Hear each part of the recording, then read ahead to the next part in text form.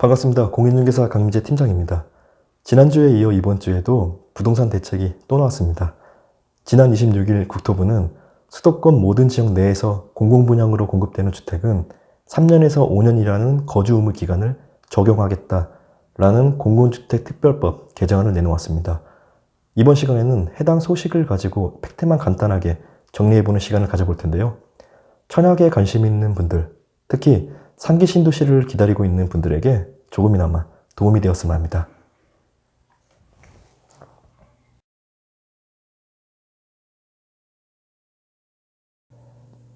국토부에서 발표한 보도자료를 토대로 설명을 이어가자면 수도권 모든 지역 내에서 공공분양으로 공급되는 주택에 대해서는 최대 5년이라는 거주 의무 기간을 적용한다고 합니다.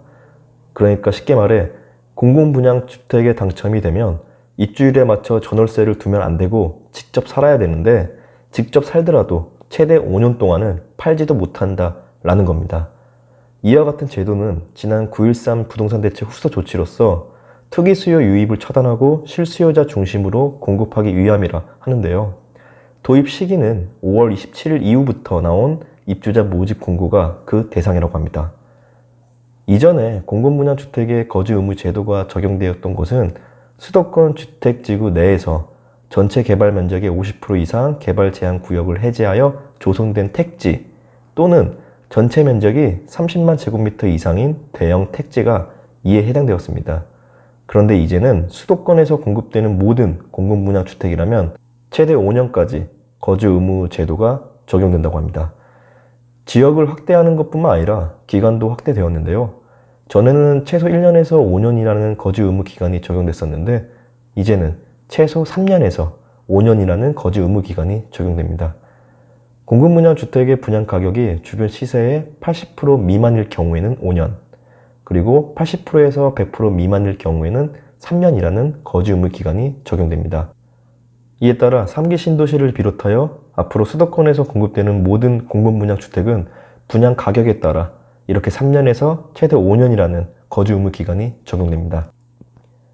만약 거주 의무를 위반하거나, 그러니까 공공분양을 분양받은 사람이 거주 의무 기간을 채우지 못하거나 그 사이에 전매를 하게 되면 한국토지주택공사 LH와 같은 공공주택 사업자에게 환매 신청을 해야 된다고 합니다. 여기서 말하는 환매라는 건 다들 아시겠지만 팔았던 집을 다시 사들이는 것을 의미합니다. 환매 금액은 수분양자가 납부한 입주금과 입주금에 대한 이자를 합산한 금액을 말하는데 이 말은 즉 시세 차익 없이 환매해야 된다라는 의미입니다. 그리고 나서 공공주택 사업자가 환매한 주택을 다시 재공급하는 경우에는 입주 요건을 충족한 사람에게 공급하되 재공급받은 자는 기존 거주 의무 기간 중 잔여 기간 동안 계속 거주해야 된다고 합니다. 거주 의무 기간 적용이 예외되는 경우도 있는데요. 근무나 생업, 취약 또는 질병 치료를 위해 해외에 체류해야 되는 등의 부득이한 사유가 있는 경우에는 그 기간 동안 해당 주택에 거주한 것으로 간주한다고 합니다. 이어서 나온 내용은 과태료 부과 및 처벌 규정입니다. 거주 의무 대상자가 그 주택에 거주하지 않는 경우 대상자는 공공주택 사업자에게 주택의 매입 신청, 그러니까 환매 신청을 해야 되는데 신청하지 않은 경우에는 과태료 300만 원이 부과되고 공공주택 사업자는 직권으로 주택 매입이 가능합니다. 그리고 거주 의무 기간 동안 실제로 거주하지 않고 거주한 것으로 속이면 1년 이하의 징역 또는 1,000만 원 이하의 벌금에 처한다고 합니다. 이렇게 수도권 전 지역을 대상으로 공공분양 주택에 적용되는 거주 의무 기간을 나중에는 민간택지 분양가 상한제 주택에도 적용될 것으로 보여지는데요. 쉽게 말해 공공분양뿐만 아니라 분양가 상한제가 적용되는 민간택지에도 거주 의무 기간을 적용할 것으로 보여집니다.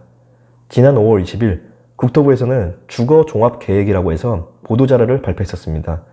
여기 주 내용 중에는 민간택지 분양가 상한제 아파트에 대해서도 거주 의무 제도 도입을 추진한다고 밝힌 바가 있는데요. 그리고 나서 5월 26일 국토부에서는 또다시 민간택지 분양가 상한제 주택에 대한 거주 의무 제도 도입을 추진하겠다고 밝혔습니다. 기사에 따르면 관련 주택법 개정안은 국회에 발의됐었는데 20대 국회에서 회기내 처리되지 못하면서 국토부는 새로운 21대 국회와 협의해 올해 안으로 거주 의무 제도가 도입될 수 있도록 적극 추진하겠다고 밝혔습니다. 결론은 5월 27일 공공분양주택에 적용되는 거주 의무 제도가 나중에는 민간택지 분양가 상한제 주택에도 적용될 것으로 보여집니다.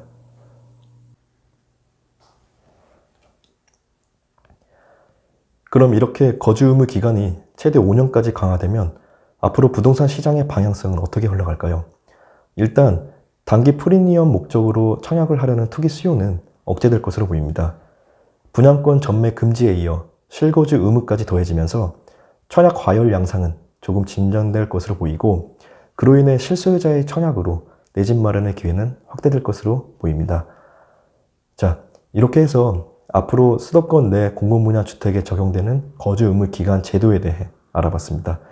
솔직히 최대 5년이라는 기간이 실수요자에게도 짧지 않은 기간이라 보거든요. 우리 구독자분들의 생각은 또 어떨지 궁금합니다. 오늘 영상은 여기까지입니다.